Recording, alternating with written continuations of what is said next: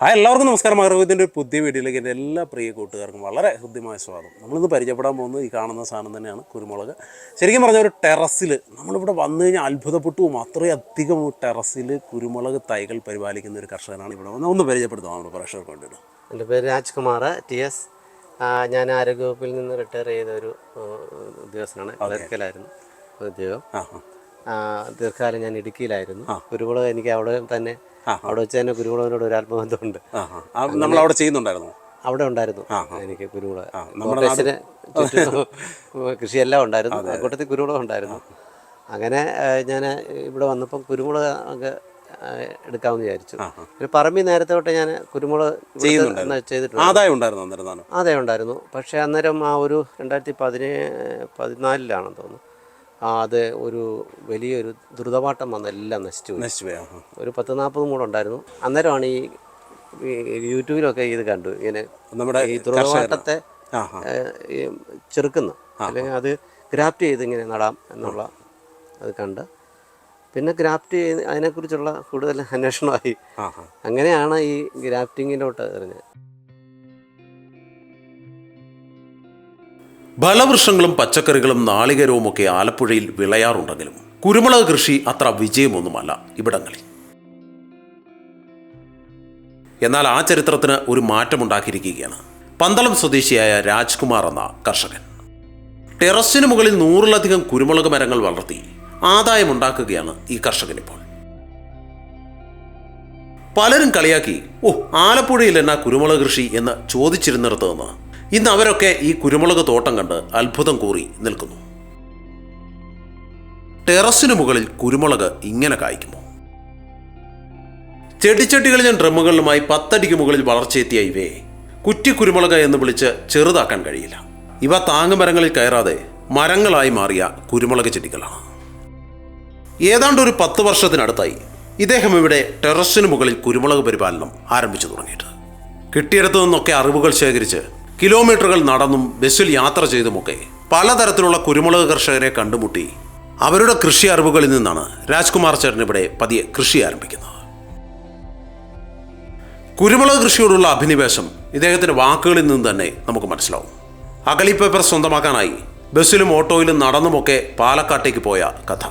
അവിടെ എത്തി 15 തൈകൾ വാങ്ങി പല ബസ്സുകൾ മാറിക്കയറി 2 ദിവസം കഴിഞ്ഞ് ആലപ്പുഴയിൽ തിരികെ എത്തിയ പരിശ്രമത്തിൻ്റെ ചുവടുവയ്പ്. അങ്ങനെ കഷ്ടപ്പെട്ട് സമ്പാദിച്ചതാണ് 1700 സ്ക്വയർ ഫീറ്റിലെ ഈ തകർപ്പൻ കുരുമുളക് തോട്ടം.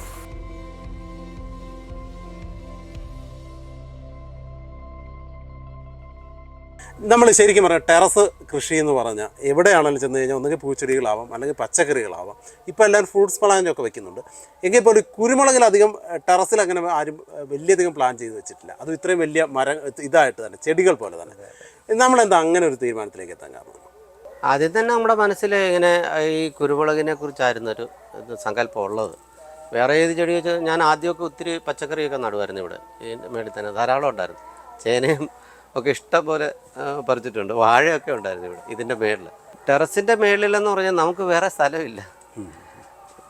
പറമ്പിൽ മുഴുവൻ തേക്കും ഒക്കെ നിൽക്കുകയില്ല, വലിയ വൃക്ഷങ്ങൾ നിൽക്കുക. അപ്പം അതിൻ്റെ ചുവട്ടിൽ ഇത് നമുക്ക് നടാനൊക്കത്തില്ല. ഇവിടെ ആകുമ്പോൾ ഫ്ലാറ്റായിട്ട് 1550 സ്ക്വയർ ഫീറ്റ് കിട്ടുന്നുണ്ട്.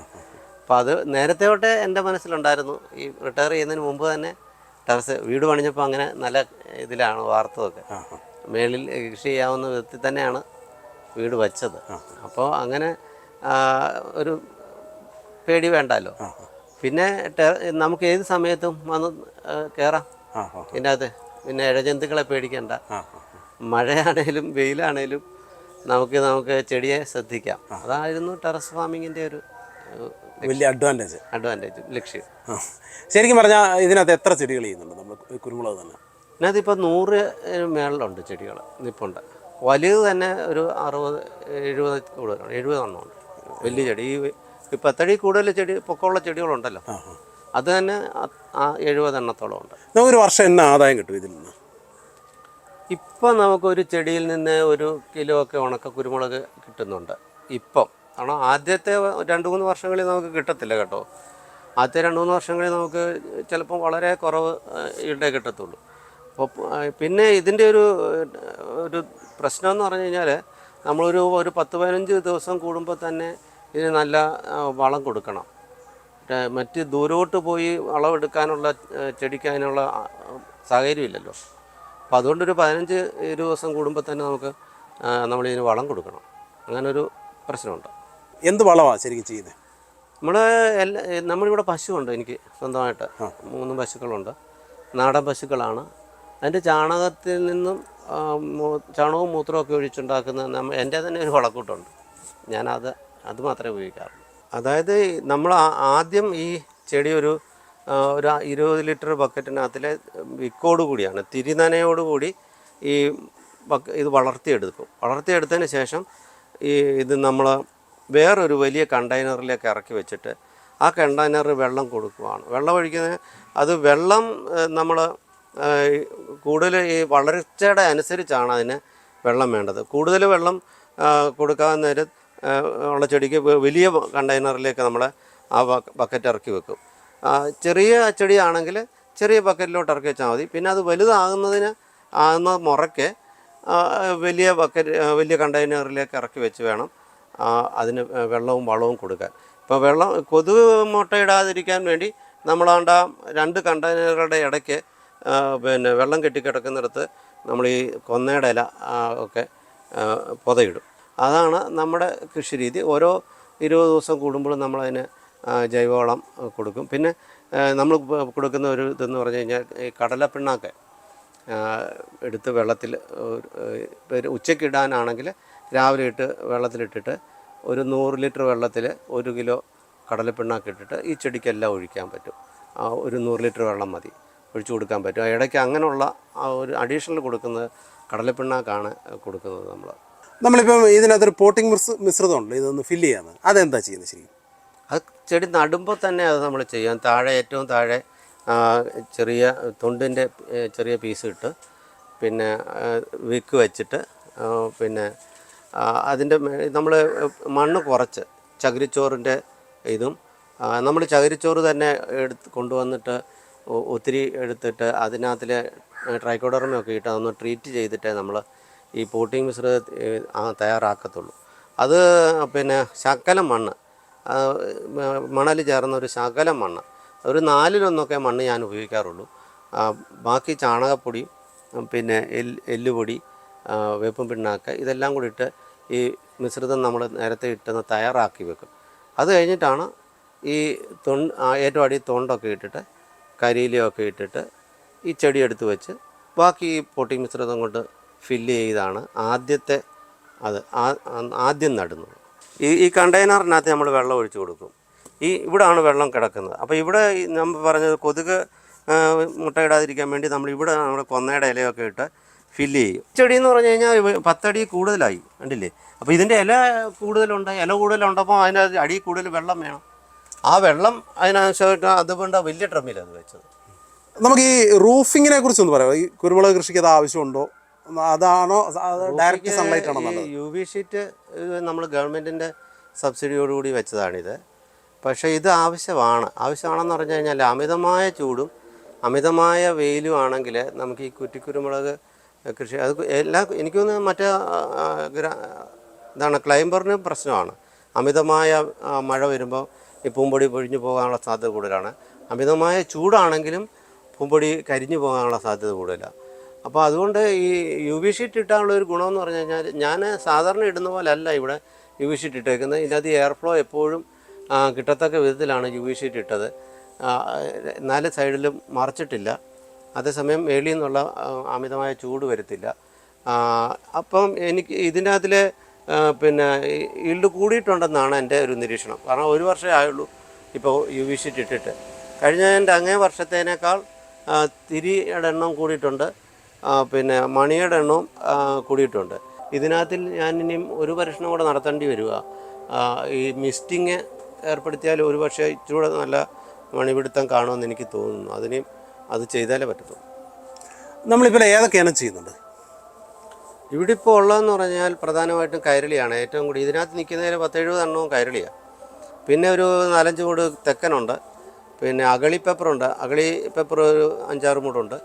പിന്നെ കുമ്പുക്കനുണ്ട്. കുമ്പുക്കൻ വേറെ ഉണ്ട് കേട്ടോ. അഗളിയും കുമ്പക്കനും എനിക്ക് ക്ലൈംബർ കൂടുതലും അതാ. പിന്നെ നമ്മുടെ സാധാരണ ഇതൊരു സാധാരണ ഒരു ഇത് എലമുറിയൻ എന്ന് പറയും, നമ്മുടെ നാട്ടുമ്പുറത്തെയാണ്. ഇത് ഈ കയറിലോടൊപ്പം തന്നെ ഈൽഡുള്ള ഒരിനമാണ്, നമ്മുടെ നാട്ടിലുള്ള ഒരിനമാണ്. അതുകൊണ്ട് ഇതിൻ്റെ ഒരു പ്രത്യേകത എന്ന് പറഞ്ഞു കഴിഞ്ഞാൽ, ഈ ചെടിയുടെ പ്രത്യേകത എന്ന് പറഞ്ഞു കഴിഞ്ഞാൽ, പിന്നെ അതുകൊണ്ട് ഒരു ഇല ഉള്ളിടത്തെല്ലാം തിരിയുണ്ട്. അതാണ് അതിൻ്റെ പ്രത്യേകത. കൈരളിക്കോ തെക്കനോ അങ്ങനെ ഇല്ല, ഇലയുള്ളിടത്തെല്ലാം തിരി വരത്തില്ല. അതാണ് ഇതൊരു നാടൻ ഇനമാണ്. ഇവിടെയൊക്കെ ധാരാളം ഉള്ളത് നാട്ടിൻപുറത്ത്. ഇതിന് നല്ല സർവൈവൽ ഇതുള്ളതാണ്. ഈ ദ്രുതവാട്ടമൊന്നും അധികം പെട്ടെന്ന് പിടിക്കുന്നുമില്ല ഇതിൽ. ഇതിൻ്റെ ക്ലൈംബർ എൻ്റെ കയ്യിലുണ്ട്. അപ്പോൾ ഇതുണ്ട്, ഈ ഇനമുണ്ട്. പിന്നെ നമ്മുടെ കരിമുണ്ട ഉണ്ട്, മറ്റേ പന്നിയൂരൊന്നൊക്കെ ഉണ്ട്. ഏറ്റവും നല്ലതായിട്ട് തോന്നിയത് എനിക്ക് കൈരളിയും കുമ്പക്കനുമാണ്. അഗളിയും കൊള്ളാം. അഗളിയും ഈ കുമ്പക്കനും ഈ ക്ലൈംബറാക്കാനാണ് ബെസ്റ്റ്. അത് നല്ല ഈൽഡ് കിട്ടുന്നുണ്ട് എനിക്ക് ക്ലൈംബറിൽ നിന്ന്. പക്ഷേ കുറ്റിയിൽ നിന്ന് ഏറ്റവും കൂടുതൽ ഇപ്പം കിട്ടുന്നത് കൈരളിയിൽ നിന്ന് തന്നെ. നമ്മുടെ തെക്കനിവിടെ കായ്ച്ചിട്ടുണ്ടോ? തെക്കൻ ഞാൻ ഇഷ്ടംപോലെ കായ്ച്ചേക്ക് അവിടോട്ട് അവിടെ ഉണ്ട്. തെക്കൻ ഇഷ്ടംപോലെ വരുന്നുണ്ട്. പക്ഷേ തെക്കൻ്റെ ഒരു കുഴപ്പമെന്ന് പറഞ്ഞു കഴിഞ്ഞാൽ, നമുക്കത് എനിക്ക് തോന്നുന്നു കൂടുതൽ മണിയുള്ളതുകൊണ്ട് കൂടുതൽ വളം ഇതിന് വേണമെന്നാണ് എനിക്ക് തോന്നുന്നത്. തെക്കൻ ഇവിടെ കിട്ടുന്നുണ്ട് കേട്ടോ. തെക്കൻ ഒരുവിധം നല്ല രീതിയിൽ എനിക്ക് മേളിൽ നിൽക്കുന്നതിന് കിട്ടുന്നുണ്ട്. പക്ഷെ താഴെ ക്ലൈംബറയിൽ അത്രയും എനിക്ക് കിട്ടുന്നില്ല, അത് തിരി കിട്ടുന്നില്ല ശരിയായിട്ട്. ഈ കൈരളി തെക്കനൊക്കെ ആണെങ്കിലും അതിനധികം ചൂട് പാടില്ല. ചൂടായി കഴിഞ്ഞ് കഴിഞ്ഞാൽ അത് കരിഞ്ഞു പോകും. അപ്പോൾ എനിക്കത് അറിയുന്നില്ലല്ലോ. ഞാൻ 10-20 എണ്ണം മേടിച്ചുകൊണ്ട് വന്നിട്ട് കംപ്ലീറ്റ് നഷ്ടപ്പെടുന്ന ആയിരുന്നു ആദ്യം. ഇപ്പം 5-8 വർഷമായെന്ന് തോന്നുന്നു. അപ്പോൾ പിന്നെ നമ്മൾ അതിന് ചൂടിനെ ചെറുക്കാൻ പിന്നെ വെള്ളം കൂടുതൽ വേണം. അമിതമായിട്ട് വെള്ളം വേണ്ടതാണ്. ഈ കണ്ടൽച്ചെടിയാണല്ലോ ഈ കൊളിബ്രീനോ എന്ന് പറയുന്ന ഇത്. അവരുടെ ഒരു പ്രത്യേകത എന്ന് പറഞ്ഞാൽ വലിയ മണിയാണ്. ഇതൊക്കെ പൊട്ട് മണിയാണ്. ഇതിനകത്ത് ഇനി ഇത് വലുതായി വളർന്നു കഴിയുമ്പോൾ ഒരു കടല മണിയുടെ അത്രയും വലിപ്പം വരും. അതുകൊണ്ടാണ് ഇതിന് ലിറ്റർ വെയിറ്റ് കൂടുതൽ 1/2 കിലോ കിട്ടും. 1 കിലോ ഉണങ്ങിയാൽ. അഗളി പെപ്പറാണ് ഇതും അഗളിയാണ്. പക്ഷേ ഇതിനകത്തേക്കാൾ കൂടുതൽ പണി ഇതിനകത്തുണ്ട്, തിരിയുണ്ട്. ഡിസഡ്വാൻറ്റേജ് ഒന്നും എനിക്ക് അധികം പറയാനില്ല. കാരണം അഡ്വാൻറ്റേജ് എന്ന് പറഞ്ഞു കഴിഞ്ഞാൽ നമുക്ക് ഇപ്പോൾ എനിക്ക് എന്നെപ്പോലെ പ്രായമായവർക്കും ചെയ്യാം. അതാണ് ഒരു അഡ്വാൻറ്റേജ്. പിന്നെ നമുക്ക് രാത്രിയിലായാലും ഇപ്പോൾ ഏത് ദിവസവും ഇവിടെ പച്ചക്കറികളുണ്ട്. ഒരു വിളഞ്ഞ ഒരു പച്ചക്കറികൾ കിട്ടണമെന്ന് പറഞ്ഞു കഴിഞ്ഞാൽ ഇങ്ങോട്ട് വന്നു കഴിഞ്ഞാൽ പറിച്ചുകൊണ്ട് പോകാം. അതാണ് അതപ്പോൾ ചോദിക്കാൻ ചിലപ്പോൾ തറ വെച്ചാലും പറ്റത്തില്ല. തറയില്ലാത്ത സ്ഥലങ്ങളുണ്ടല്ലോ, നമുക്ക് ഫ്രണ്ടേജ് ഒന്നും ചില ഇല്ലാത്ത സിറ്റികളിലുമൊക്കെ ഇപ്പം മേളിൽ വയ്ക്കാം. പിന്നെ നമുക്ക് വെള്ളം ഞാനീ പറഞ്ഞ പോലെ ആണ് ചെയ്യുന്നതെങ്കിൽ നമുക്കൊരു 2-3 ദിവസമൊക്കെ വെള്ളം ഒഴിച്ചില്ലെങ്കിലും പ്രശ്നമില്ല. ഒരു മഗ് വെള്ളമൊക്കെ ഒഴിച്ചാൽ മതിയല്ലോ. അതിനകത്ത് കിട്ടത്തക്ക വിധമുള്ള അതിനകത്ത് ഞാൻ ഇതിനകത്തെല്ലാം തന്നെ ഇതിനകത്തൊക്കെ വലിയ കണ്ടെയ്നറാണ് വെച്ചേക്കുന്നത്. ചിലതിനകത്തൊക്കെ പിന്നെ 3 ലിറ്റർ താഴെയുള്ള കണ്ടെയ്നറില്ല. എല്ലാത്തിനും 3 ലിറ്റർ മേളുള്ള കണ്ടെയ്നറാണ് വെച്ചേക്കുന്നത്. അപ്പോൾ ഒരു 3 ലിറ്റർ വെള്ളം നമുക്ക് ആ വിക്കിനകത്ത് ഒഴിച്ചു കൊടുക്കാൻ പറ്റും. അപ്പോൾ അതാണ് വേറൊരു അഡ്വാൻറ്റേജ്. പിന്നെ രാത്രിയിൽ വേണേലും വരാം, നമുക്ക് ഇതിൻ്റെ മേളിൽ കയറാം. മഴയാണേലും മേളിൽ കയറാം. ഇഴജന്തുക്കളെ പേടിക്കേണ്ടെന്നൊക്കെയുള്ള അഡ്വാൻറ്റേജ്. ഡിസഡ്വാൻറ്റേജ് ഒന്നും എനിക്ക് പറയാനൊന്നും